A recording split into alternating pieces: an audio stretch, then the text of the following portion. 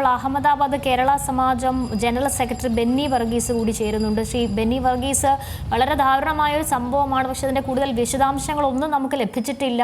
ഒരു വിമാനം തകർന്നു വീണു, യാത്രാ വിമാനം തകർന്നു വീണു എന്നതിലപ്പുറം എന്താണ് അവിടെ സംഭവിക്കുന്നതെന്ന് അറിയാൻ കഴിയുന്നുണ്ടോ? ഇപ്പോൾ കിട്ടിയ ലേറ്റസ്റ്റ് വിവരം അനുസരിച്ച് 1:38 പിന്നെ ഫ്ലൈറ്റ് ടേക്ക് ഓഫ് ചെയ്യാറുണ്ട് ലണ്ടനിലേക്കുള്ള. അതില് 230 പേര് 12 ക്രൂ മെമ്പേഴ്സും ആയിരുന്നു ഉള്ളത്. കാരണം ലണ്ടനിലേക്ക് ഉള്ള ഡയറക്റ്റ് ഫ്ലൈറ്റ് ആയതുകൊണ്ട് ഇതിനകത്ത് അത് ഫുൾ ഇന്ധനം നിറച്ചിട്ടുണ്ടാവുമല്ലോ. അന്നേരം ടേക്ക് ഓഫ് ചെയ്ത വഴിക്കുള്ള എന്തെങ്കിലും തകരാറായിരിക്കും വരാൻ. തീപിടുത്തത്തിനുള്ള കാര്യം 2 മിനിറ്റിനകം എന്ന് പറഞ്ഞാൽ പ്ലെയിൻ ക്രാഷായി. തൊട്ടടുത്തുള്ള ജനവാസ കേന്ദ്രമായ മേഘാണി നഗർ എന്ന് പറയുന്ന സ്ഥലത്താണ് പ്ലെയിനാണെങ്കിൽ ക്രാഷ് ആയിരിക്കുന്ന.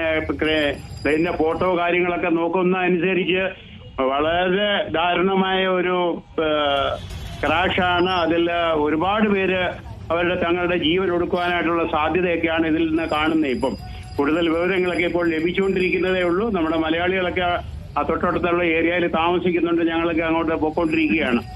പറയുന്ന അടുത്താണോ ഈ സ്ഥലം? മേഘാനി നഗർ എന്ന് പറയുന്ന സ്ഥലത്തിനടുത്താണോ സാർ ഉള്ളത്?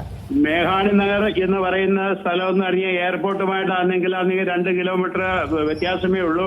ടേക്ക് ഓഫ് ആയി വിതിൻ 2 മിനിറ്റ്സിനകമാണ് ഈ ഫ്ലൈറ്റ് ആണ് ക്രാഷ് ആയിരിക്കുന്നത്.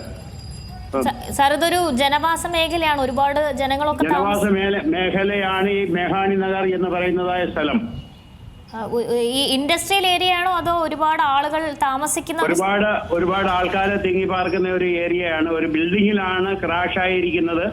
അതുകൊണ്ട് പെട്ടെന്ന് വളരെ വലിയൊരു തീപിടുത്തമാണ് അതിലുണ്ടായിരിക്കുന്നത്.